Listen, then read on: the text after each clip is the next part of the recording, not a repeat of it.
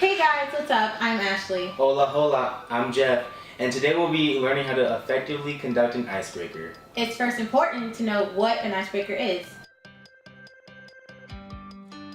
An icebreaker is a fun activity that allows your team the opportunity to get to know one another, like names, backgrounds, majors, likes, and dislikes. Icebreakers are typically done the first time meeting each other. Before starting any activity with your team, be sure you are familiar with how to deliver the directions. Practice. Try imagining your team doing the activities to see if there's anything you may want to modify. Some things to take into consideration are, like a good runner. Rowdy, is there? Hey Ashley. What are some things to take into consideration when conducting an icebreaker? Good question. The purpose or goal of the activity, how to clearly give your team the directions, the amount of time required for the activity, and the minimum or maximum amount of participants needed for the activity. Safety and comfort are a top priority when conducting an icebreaker. Here are some things to keep in mind. Like a good runner, Rowdy is there. Hey Jeff, what's up? Hey Rowdy, what are some things to consider when conducting an icebreaker? Icebreaker? Yeah, how did you do? Mama knows. Like a good runner, Rowdy is there. Well, first off, be sure there's enough space to complete your activity safely. Okay, I guess I'm not doing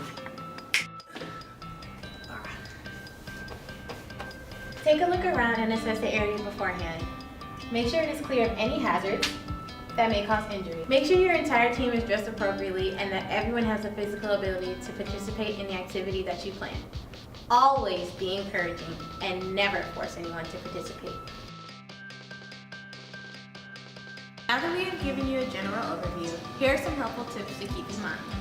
Know your audience. There are icebreakers for groups of varying sizes and with different levels of physical intensity. Always assess your group to make sure your icebreaker will run smoothly. Never do an icebreaker that will frustrate your team, and never do an icebreaker that will make your team members feel uncomfortable mentally or physically. Make sure you have the right amount of supplies with you on hand. If you need pens, paper, or any other general supplies, make sure you already have them. Also, make sure you have the right amount of supplies before starting the icebreaker. Also, be cognizant of the supplies you may need. If something is required that you would not want to carry around all day, then you should choose another icebreaker. Hey Ashley, let's get our rowdies involved. Sure, that's not a bad idea. Like a good runner, Rowdy is there. What's up guys? Do you have any helpful tips for them to help conduct an icebreaker? Ooh, of course. Be flexible. Flexibility is very important because the icebreaker will not be successful if your group is not enjoying themselves. I'm not having a good time. So, if you see that your group is not very enthusiastic, then be prepared to make changes to get them more involved. Also, be ready to improvise or to switch up to a different icebreaker if all else fails. And don't forget to keep track of which ones work and which ones don't. Make sure the instructions are as simple as possible. Never do an icebreaker that is too complicated. What is this? So confusing. Such hard. Do not underestimate the amount of time it takes to complete the activity. If you see that you're running out of time, try to reach the best stopping point possible. Follow what you want from your students. Be enthusiastic and involved. If you're not excited about the icebreaker, then your students will not be excited about it either. Your students feed off of your energy, so make sure that you're eager and actively participating. Have fun. Conducting an icebreaker should never be stressful or nerve-wracking.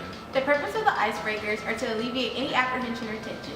It should be an exciting time for you to get to know and bond with your students, and for your students to get to know and bond with each other. Hey, where did they go? Oh, you know, rowdy duties and all. Sometimes it may be necessary to debrief after the activity is over. This is a great way to garner some understanding, discuss your team's feelings, strengths, concerns, and any limitations regarding the activity. All OLs will be provided with the Icebreaker resource packet with directions to over 50 icebreaker activities. You can also ask a veteran OL for any advice or tips for successful icebreakers. And that's how you effectively conduct an icebreaker. If you take all this information into consideration, conducting an icebreaker should be a breeze. Well, that's all we have for you today. Have an awesome summer and go runners!